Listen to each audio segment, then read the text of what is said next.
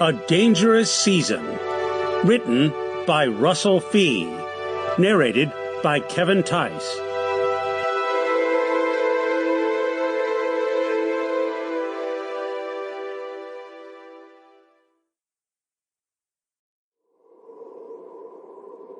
The Wendigo has no other object in life but to satisfy this lust and hunger, expending all its energy on this one purpose.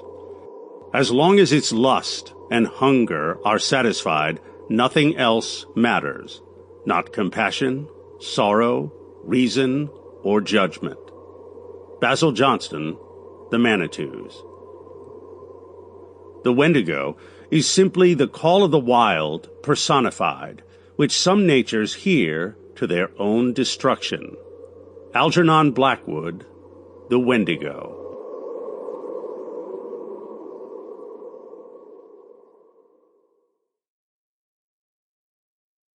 Prologue.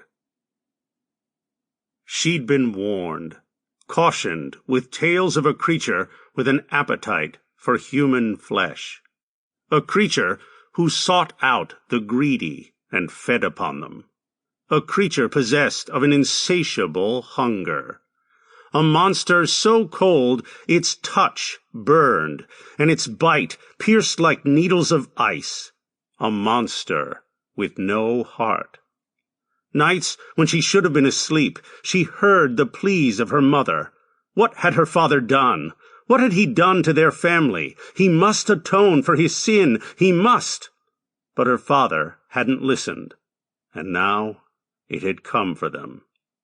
Her mother and father lay on the floor, the creature dancing in their blood, feeding on their flesh, while she hunched, hiding, praying the creature wouldn't find her. Chapter 1.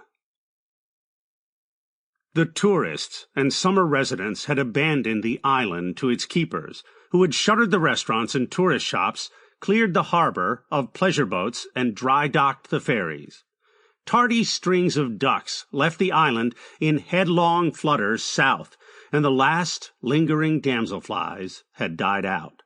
It was November, when the lake roiled against the onslaught of winter, sending gales, thrashing down its length, and turning its waters lethal even to the largest freighters. When the mainland stayed hidden below a gray horizon during the day and appeared at night as a faint orange glow along a distant rim of black water. When the only way on or off the island until April was by plane, weather permitting. But the bars stayed open. The early morning fog had folded itself until it lengthened and lay like a heavy counterpane beneath which the island slumbered. But Sheriff Callahan was awake. While his partner, Julie, and her son, Max, slept, he'd filled a thermos with coffee, put on his boots, coat, gloves, and a wool watch cap. Before he sneaked out the door to the cruiser, he slipped on his mask, adjusting the restraint that held it tight to the left side of his face. He wore the mask more out of habit than necessity. The burns from the acid attack years ago in Chicago that ravaged his features and killed his fiancée had scarred over, but would never fully heal. Though still repulsive to him, the islanders now barely noticed his disfigurement. Callahan silently closed the front door to the house and walked through a gray morning fog to the cruiser. Despite the murky conditions, he had to drive the 13 miles to the southern tip of the island to meet with Claude Demarest. Demarest was an anomaly, someone not born on the island or of islanders, but treated as if he had been, which wasn't always a good thing. He wasn't Irish or of Irish descent, which should have been the first strike against him. He hadn't married an islander, which should have been the second. In fact, he had never married.